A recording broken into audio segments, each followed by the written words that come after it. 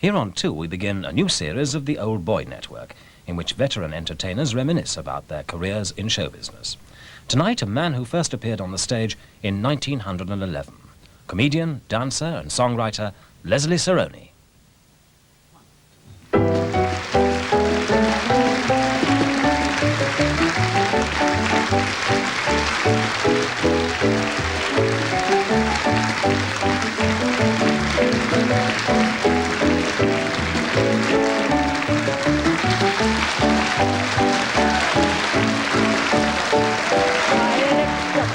And I say, tweet, shush, shush, now, come.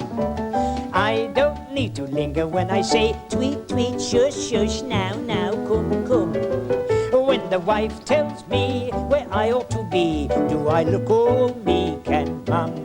No, I lift up my finger and I say, tweet, shush, shush, now, come. I lift up my finger and I say, tweet, shush, shush, say tweet, shush, shush, now, come. When the baby screams and shatters my dreams, do I look all sour and plumb? No, I lift up my finger and I say tweet, shush, shush, now, come.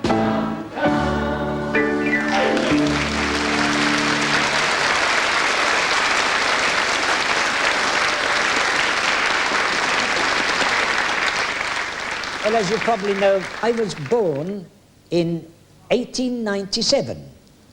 I was born in Surbiton.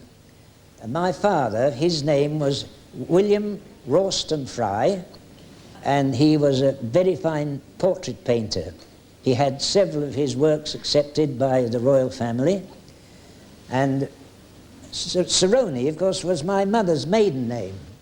And she came from a place in America called Yonkers on the Hudson River. And my sister May, she was one of George Edwards' Gaiety girls. Lovely, isn't she? And she used to understudy Gertie Miller. She married the great composer Lionel Monckton, who unfortunately died, and then she married the Earl of Dudley. Anyway, George Edwards was a wonderful man, and he put on wonderful productions. He had a principal comedian, funny little man. Actually, he had hair like a skinhead, so he was way ahead of the times, wasn't he? And he used to ride to the theatre on an old bone shaker of a bike, and he had a natural lisp. My sister said to him one day, she said, "Oh, excuse me, Mr. Payne, but why do you talk like that?" He said, "Don't be silly, my dear." He said, "I always talk like that, always speak like that." And he used to sing a song called Two Little Sausages.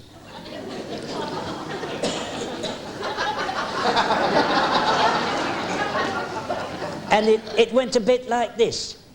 Once in the corner of a ham and beef shop, two little sausages sat.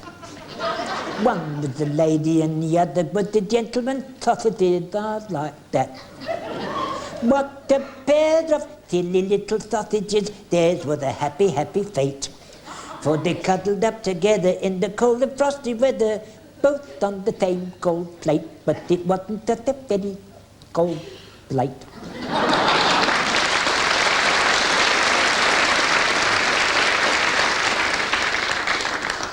Of course, truthfully, I never wanted to go on the stage when I was a kid. Honestly, I wanted to be a drummer in the Guards. Can you imagine me not tall enough to pick radishes? However, another sister of mine named Mabel, who was also a very clever painter and photographer, she played the piano as well.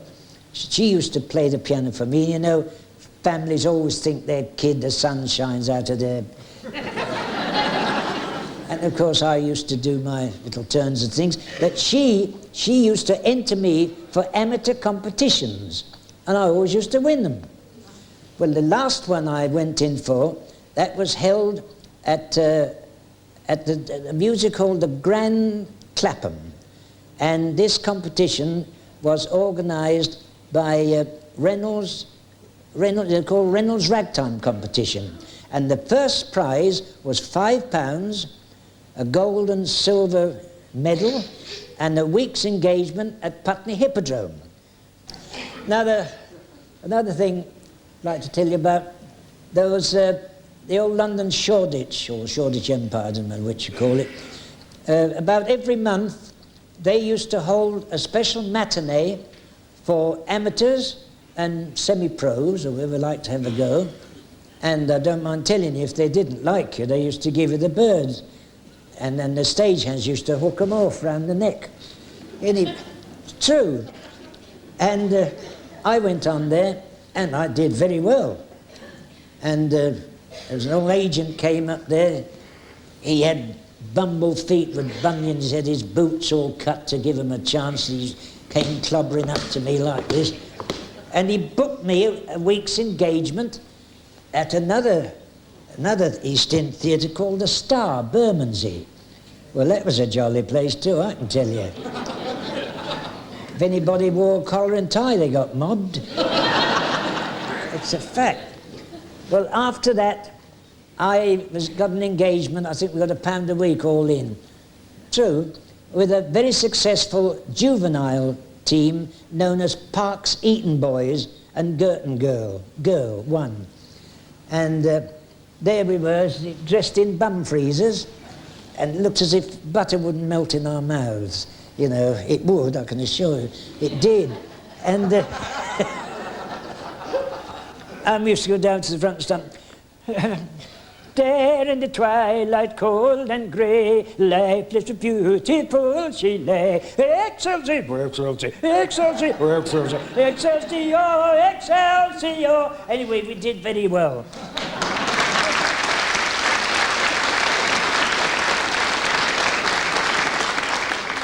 So, but this time, you know, war being on, every time, the First World War, every time you saw soldiers or recruits going along, they saw a man in mufti, they used to chye-ike and say, why aren't you with us? Well, I tried several times to join up, and I eventually joined the London Scottish. That was before the rot set in. Yes. We had some pretty tough times, I don't mind telling you. Now, first of all, we went to France, and things really were shocking, as you've probably seen on some of these films that issue now and again. Really, conditions were diabolical. We used to live in mud up to there, and we were in kilts, don't forget. And we didn't wear anything under either. It's true. There was a little North Country bloke. He joined up, and within a short while he was in trouble. He was brought before his commanding officer, been absent without leave, marched in by a sergeant major. So his officer looked at him and said, absentee? He said, I don't mind if I do.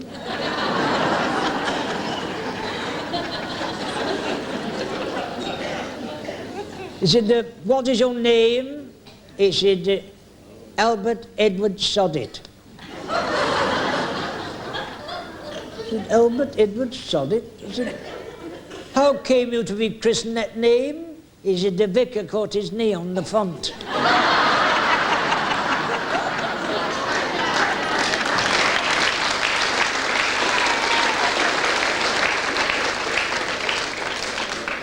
Well, he said, Private Soddit. He said, I'm awarding you 28 days. That is 14 days for the present offence and a further 14 for calling me a bastard. He said, oh, I didn't call you a bastard, sir. He said, no, but you will do when you get outside.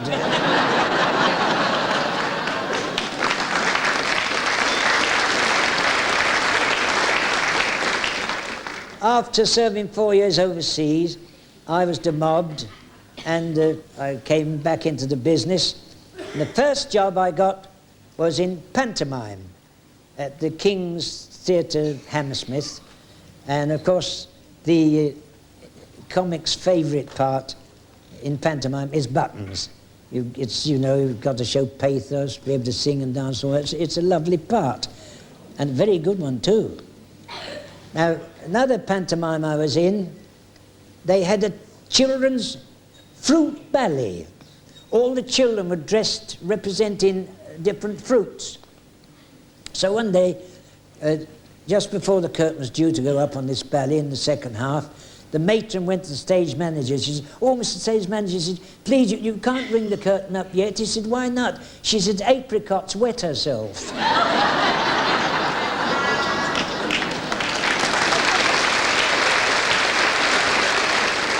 You know, I was in my digs one morning, having my breakfast, and I suddenly got an idea for a song. And I went to the piano and I composed the melody and wrote the lyric, and I'm going to sing it for you now, and it's all about an old fisherman with a wooden leg.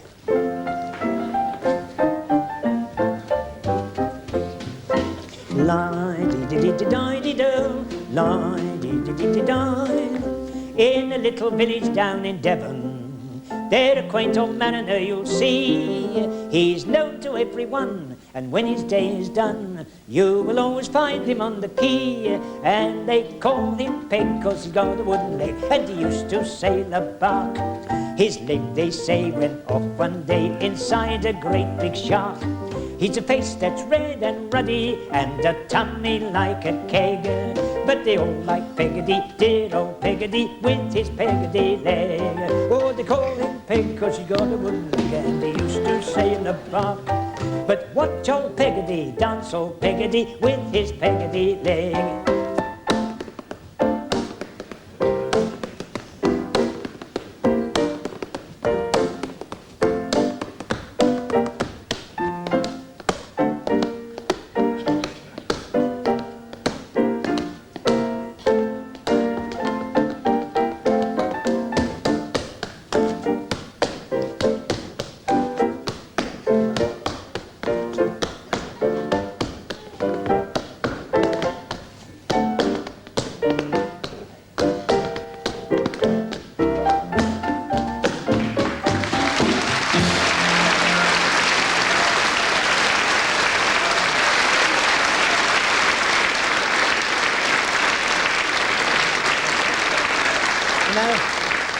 I was in the first show that opened the Prince Edward Theatre, and it was a show called Rio Rita, and I had a lovely dancing part in it. There it is. See, there's no sound to it, but it still didn't stop you getting out of breath.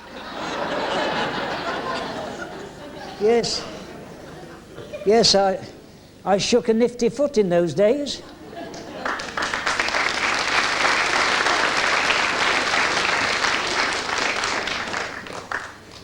Well, now, years ago, well, when Variety was going, every music hall always opened with a troupe of girls.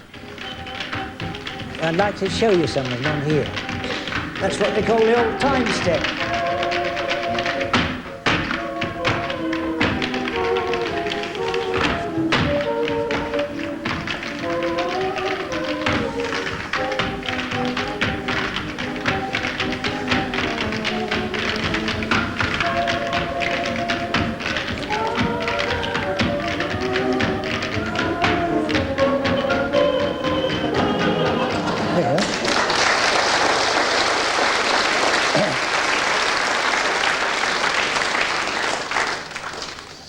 Now, people, they often ask how the two Leslies came about.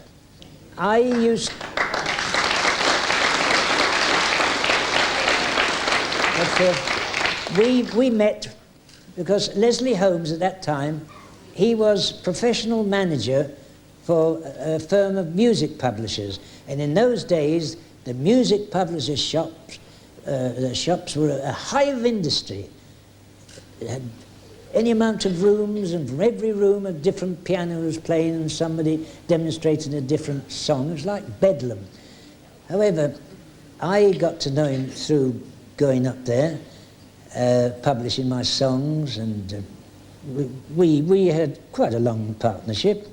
And of course, we used to do radio, music hall, records, films, and here's one of those films now. A song that we wrote and sung in Radio Pie entitled I'm a Little Prairie Flower. Why was I born so beautiful? Why was I born so small? Why was I born so beautiful? Why was I born at all? Oh, I'm a little prairie flower, growing wild till every hour. Nobody cares to cultivate me, so I will wild and wild can be. Wild and wild can be. Adam and Eve in the garden lived and they were very jolly. But what did they do in the winter time when there were no leaves but holly? Oh, I'm a little prairie flower, growing wild at every hour. Nobody cares to cultivate me, so I'm as wild can be. Wild and wild can be. Jack and Jill went up the hill and things they didn't alter. Jill came down with half a crown. Do you think she went for water? It's a little prairie flower, growing wild at every hour. Nobody cares to cultivate me, so I'm as wild can be.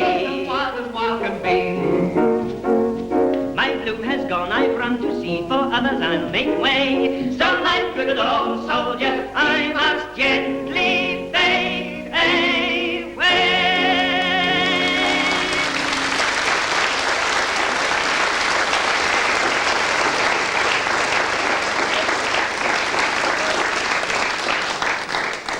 I wish I had that lot now.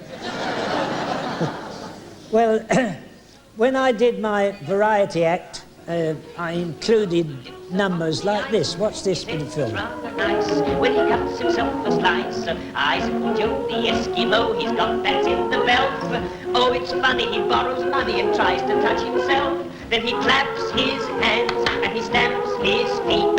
He lives on little bits of fish and tries to make it meat. Oh, Icicle Joe the Eskimo has lately lost his nose, but he always says whenever it snows, jolly good luck to the Eskimo.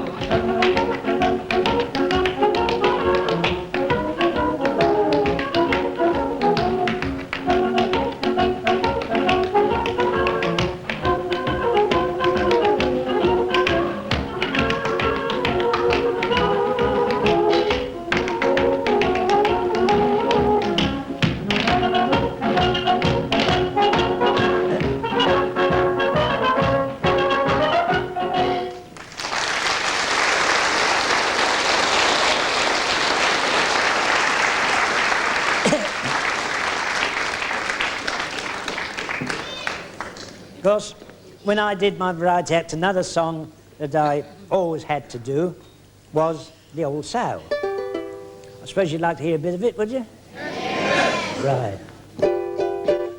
Now there was an old farmer, he had an old sow. Susanna's a funny full man. Susanna's a funny full man. Sing Lassie go rings her alone. Susanna's a funny full man. Susanna's a funny full man. Now this old sow, she had some little pigs. Susanna's a funny full man. Susanna's a funny full man. Sing Lassie go rings her alone. Susanna's a funny full man. Susanna's a funny full man. Now these little pigs, they made the best of bacon. Susanna's a funny full man. Susanna's a funny full man. Sing Lassie go rings her alone. Susanna's a funny full man. Susanna's a funny full man.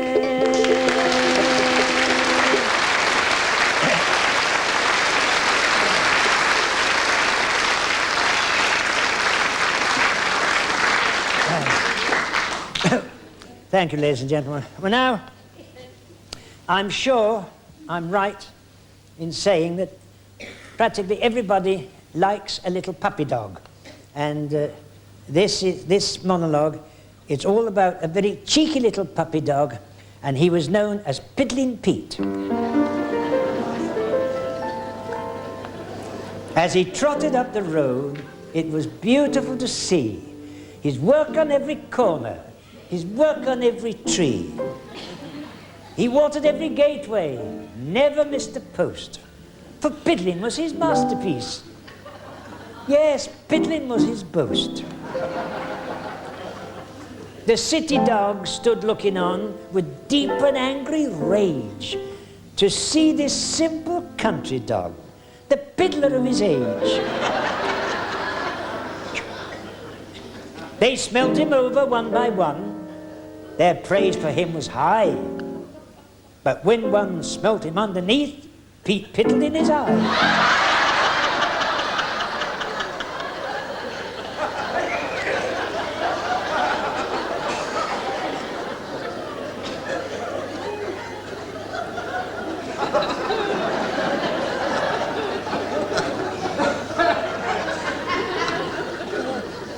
Then, just to show the other dogs he didn't give a damn, he walked into the grocer's shop and piddled on the ham.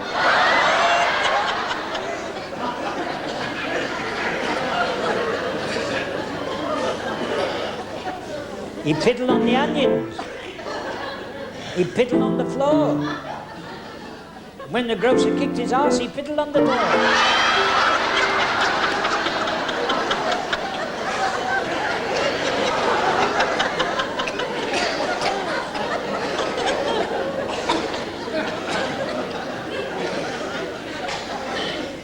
Behind him all the city dogs debated what to do.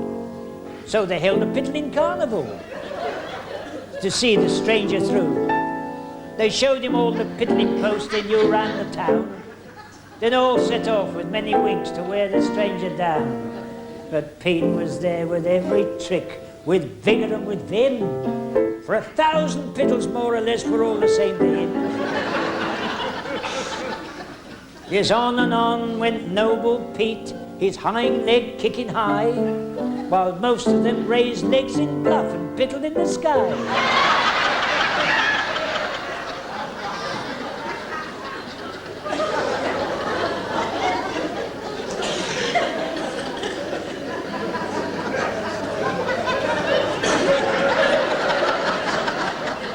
Yes, on and on went noble Pete.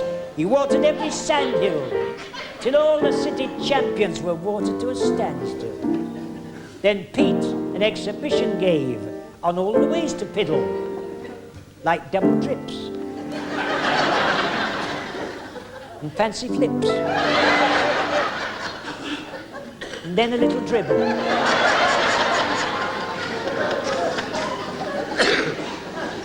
And all the wise dogs gathered there had neither wink nor grin. Pete blithely piddled out of town as he had piddled in. To them, Pete's piddling reservoir remained a mystery. But on that day, young Pete, they say, created P-history.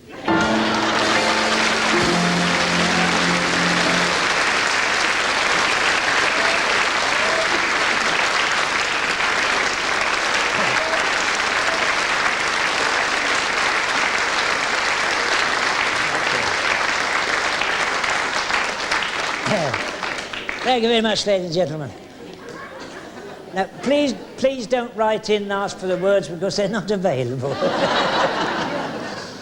Now, of course, when I was in my younger days going round the music halls, I used to meet all the great music hall stars, and they were always very kind to me, and I always found if you asked any advice, they were only too glad to give it to you. Like Florrie Ford. She was a wonderful woman. Then another very fine artist, a great Scottish comedian and character actor, Will Fife. He was a great man.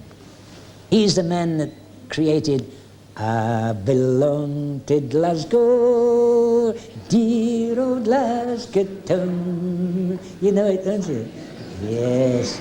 Then another very fine comedian, George Robey. He was known as the Prime Minister of Mirth, and a very generous man. When the show ended, he used to give beautiful presents to the other artists, and his hobby was making violins, and he made beautiful violins.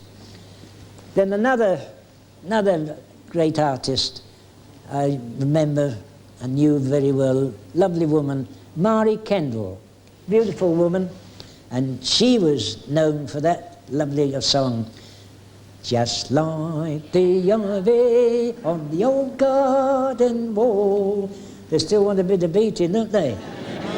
And even the youngsters know them. I also worked on the bill at Blackpool with the great Tom Mix. Remember the cowboy? And Tom Mix, he was rather fond of a drop of sherbet. And his hamsters, his teeth used to rattle a bit. And when if a correspondent tried to get an interview, he never got any more than, yeah.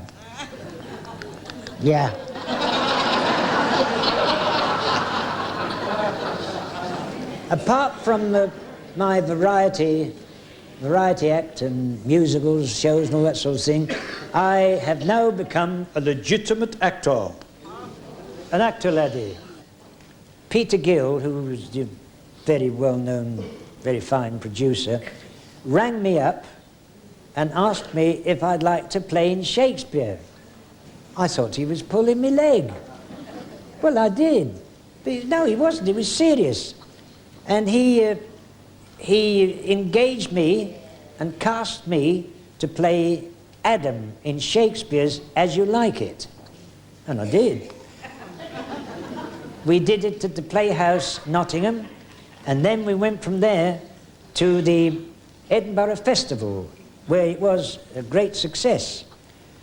Well, now, after that, I played in The Country Wife. Dear Doctor, hast thou done what I desired? I have undone you forever with the women and reported you throughout the whole town as bad as an eunuch, with as much trouble as if I had made you one in earnest. But have you told all the midwives you know, the orange wenches at the playhouses, the city husbands, and the old fumbling keepers of this end of town? For they'll be the readiest to report it. I have told all the chambermaids, waiting women, tire women, and old women of my acquaintance, nay, and whispered it as a secret to them, and to the whisperers of Whitehall, so you need not doubt 'twill spread, and you will be as odious to the handsome young women as the smallpox? And to the married women of this end of the town.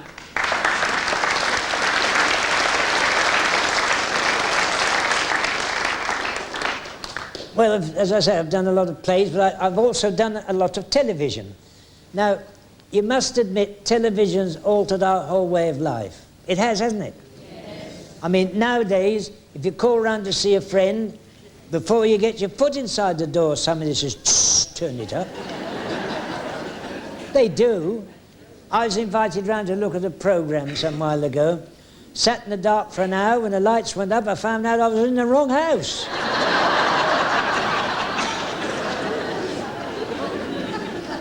So I went up to the local to have one. While I was in there, I got into conversation with a Chinese gentleman. He informed me he was a great family man. I said, you're a great family man, eh? He said, yes, me great family man. I said, tell me, how many children have you? He said, 38. I said, 38? He said, yeah. I said, good God, how'd you manage it? He said, me no telly.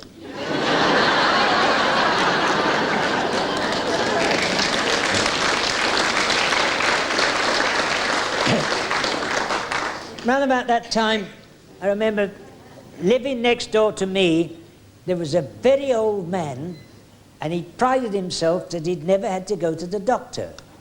However, eventually the day came when he found he had to go to the doctor. So he went to the doctor, and the doctor looked at him and he said, morning, Mr. Jones.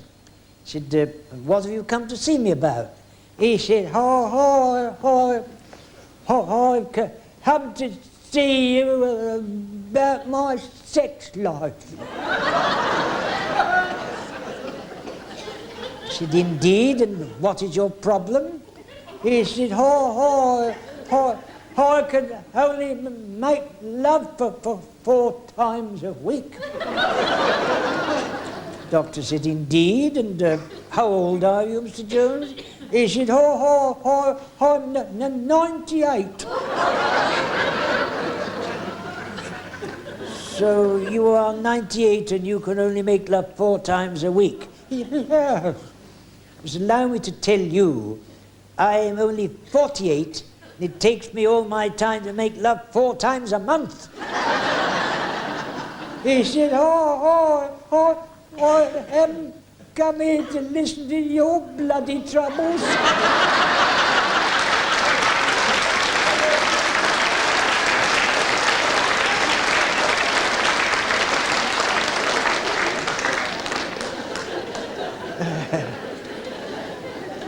No, I also had a nice part in that very successful TV thing. I didn't know you cared. Now then, Staveley, you know what you have to do at the wedding? Is there a wedding? Somebody getting married? I heard that, pardon? Yes, I'm getting married to... Olive Scrimshaw, pardon? Ugliness personified. I heard that, pardon? Yes, well, don't laugh too hard, Staveley, or you'll knock the dewdrop off the end of your nose.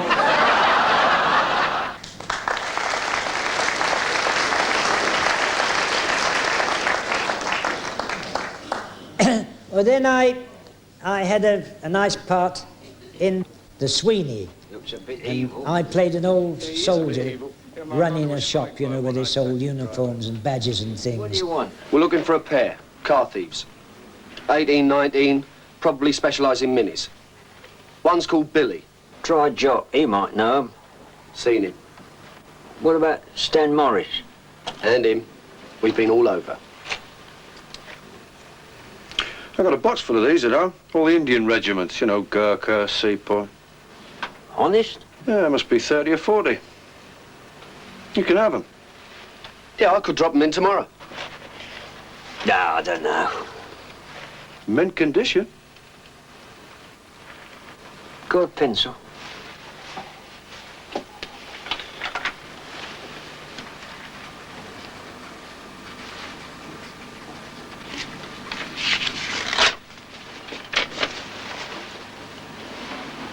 It's a lock-up, and I ain't never seen you. Cheers, soldier. Here, don't forget the badges. Was that right about the badges, Gov? Would I lie to an old soldier?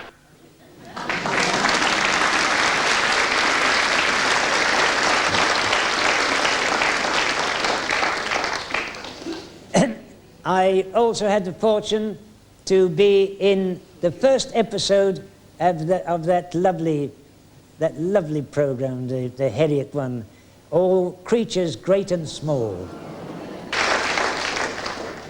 Well, I've been in show business well over 60 years, and I'm pleased to say I'm still working. And of course, I've written a lot of songs, and I'm rather proud. This is a badge. It's the badge, the Golden Badge of Honor, presented by the Songwriters Guild.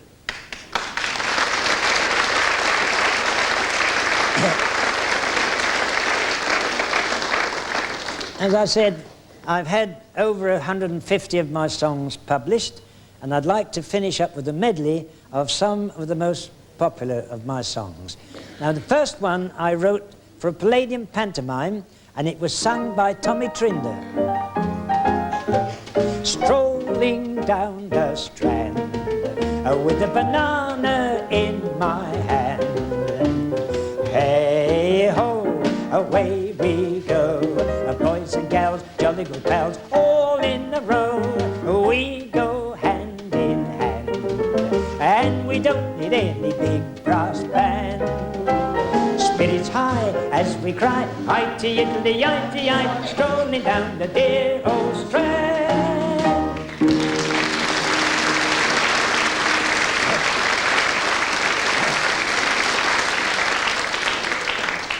Now, this next one I wrote and recorded, and it sold 1 million records.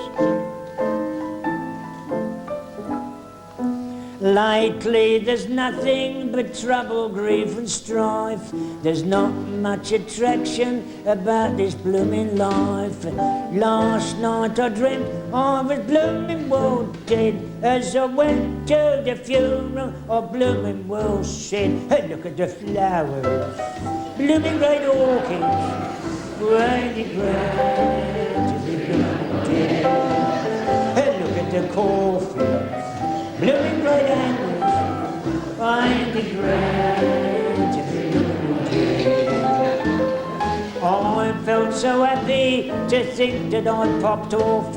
I said to a bloke with a nasty hacking cough, look at the blackers, blooming great horses, find the grand to be blooming dead.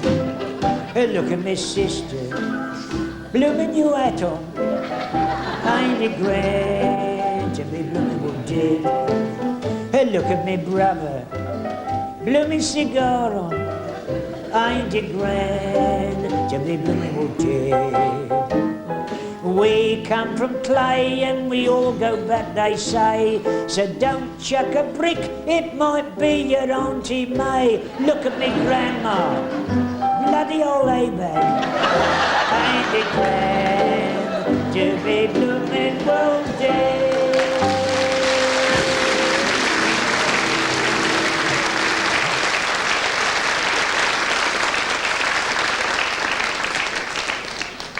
Now, this last one has become a standard work and is played or sung almost every day somewhere by someone. I had the honour of having it played by all the bands of Her Majesty's Guards, also the band of the Royal Corps Signals, and I was also allowed to conduct the band. When the Guards are on parade, in the uniforms arrayed, what the blanket likes the sergeant, do you think you're in? It's not the Boys' Brigade. When the Guards are on parade and the band is being played, the bayonets are flashing, the sergeant's teeth are gnashing. When the Guards are on parade, when the Guards are on parade, in the uniforms arrayed, what the blankety blanks the sergeant, do you think you're in? It's not the Boys' Brigade. When the Guards are on parade and the band is being played, the bayonets are flashing, the sergeant's teeth are gnashing. When the Guards are on parade.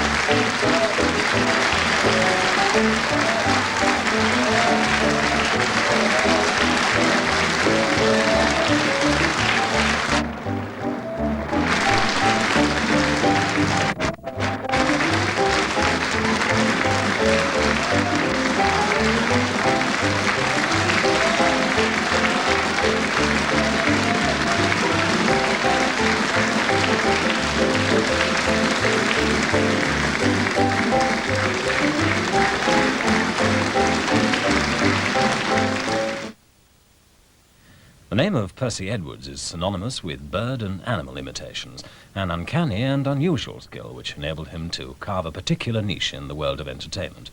In next week's Old Boy Network at the earlier time of 9 o'clock, Percy Edwards looks back over the 50 years of his career and describes the background to his talented specialism. There's a new season of Collecting coming to BBC Two. Penny Junor, Gwyn Richards and Harriet Crawley discover the joys of collecting now. A new series capturing the fun and fever of collecting all kinds of objects and meeting collectors around the country.